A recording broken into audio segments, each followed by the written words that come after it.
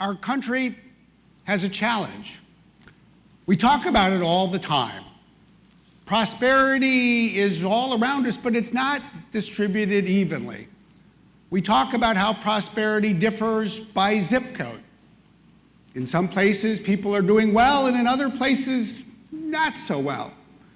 But it's not just zip codes that reflect this variation. Prosperity differs by county, it differs by state. We see this where I live, in King County in Washington, the home of Microsoft and Amazon and Boeing and Starbucks. It has Seattle, the fastest growing city in the country. But there's another county in my state, Washington State, that has an altogether different story to tell. It's Ferry County. It's in northeastern Washington.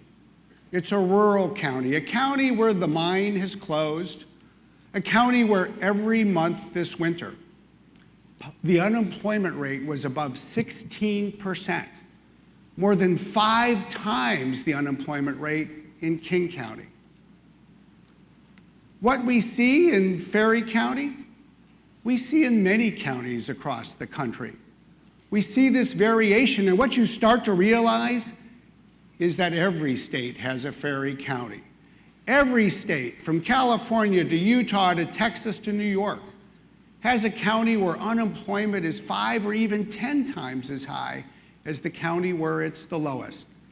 You see it here in North Dakota.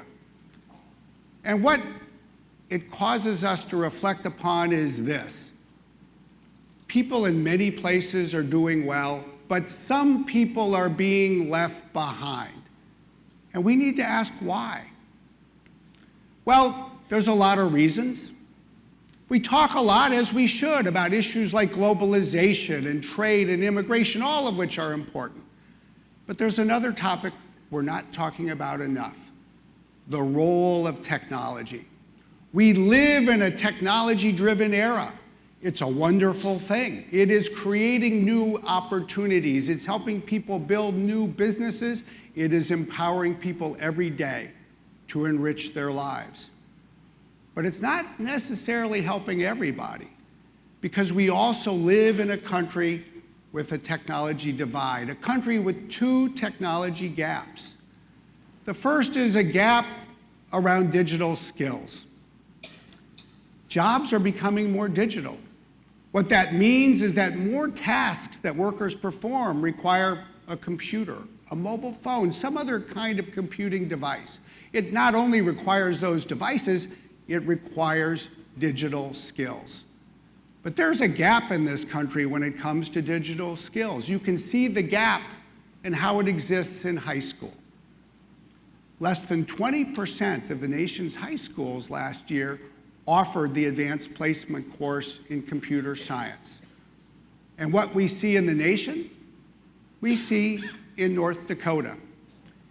It's not just that this access to digital skills is missing in so many places. It's actually something even more significant than that, because this digital skills divide is in fact exacerbating almost every other divide that we talk about every day. It's exacerbating the gender divide, because only 1/4 of the students in that AP class last year were female. It's exacerbating the racial divide, because racial and ethnic minorities were underrepresented in those classes. It's exacerbating the income divide, because low-income students are much less often able to live in a place where their school offers that class. And it's exacerbating the divide between our cities and suburbs and our small towns and our rural areas.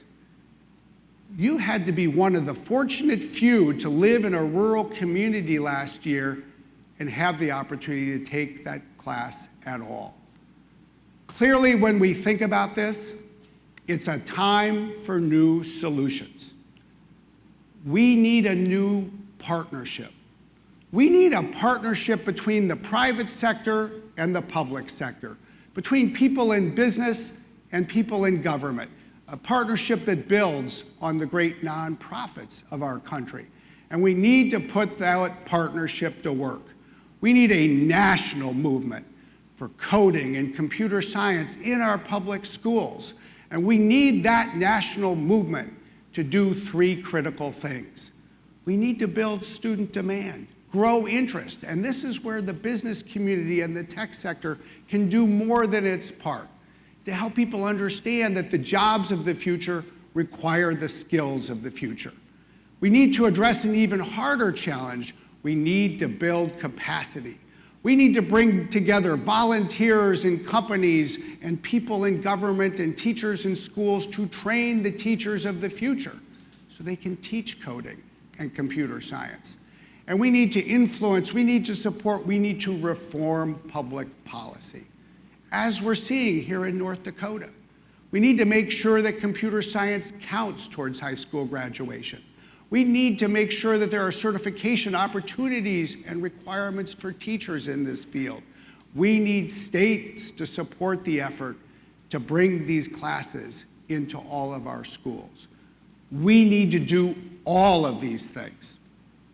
And if we do all of that, it will help us get ready to address the second gap we need to be focusing on as well. It's the broadband gap. Let's face it, broadband has become the electricity of the 21st century. Broadband is fundamental to the future of small businesses. It's fundamental to the future of education and healthcare. It is indispensable to the future of agriculture. The future of agriculture is all about precision farming. Already across North Dakota, we're seeing farmers put data to work. And as they put more data to work, they're no longer talking about megabytes and gigabytes. They're talking about the need to move terabytes of data. And there's only one way to do that, with broadband. But there's a broadband gap in our country. In fact, in the United States, more than 25 million people lack access to broadband. Some of them live in cities, and when they do, we see that same divide that we see in digital skills, a divide that falls along racial and income lines. But in many ways, the most pronounced divide when it comes to broadband is the divide between our urban centers and our rural communities. Because when you look at the map of the United States, what you see is that more than 19 million of the 25 million people who lack access to broadband live in rural areas. And this is not a question of money or affordability. It doesn't matter how much money you have in these counties. There is no broadband available to be bought. What do? We need a new and more effective national strategy to address broadband.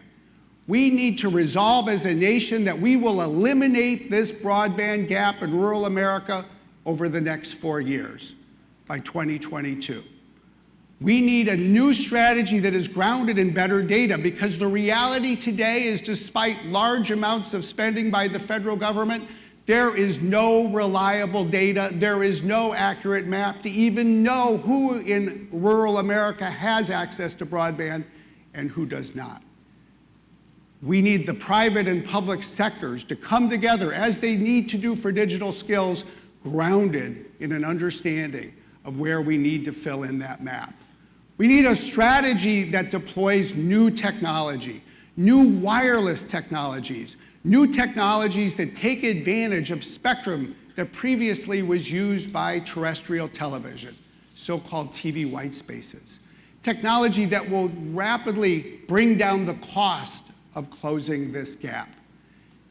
We need partnerships that are supported with adequate spectrum for this technology by the Federal Communications Commission. We need targeted public support to provide new assistance and incentives for telecommunications companies so they can do what it takes to close the broadband gap.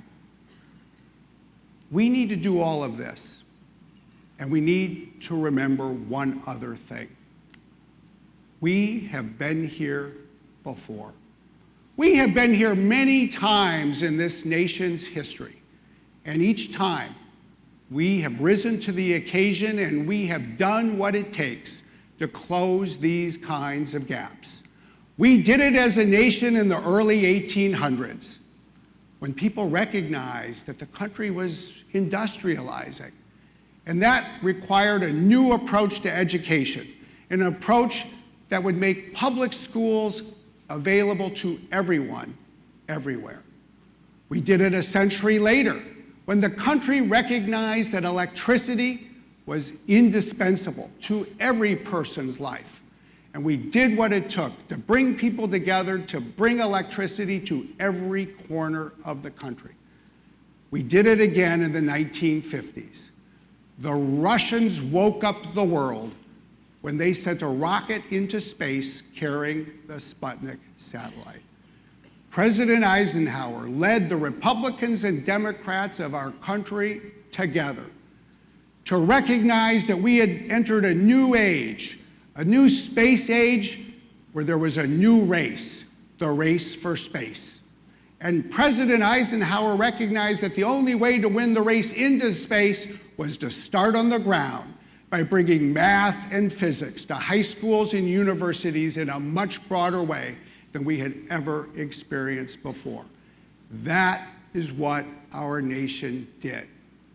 We need to learn from that. We need to be inspired by that. We need to resolve that we will do it again. We can do it again. We need to get started. We need to move faster.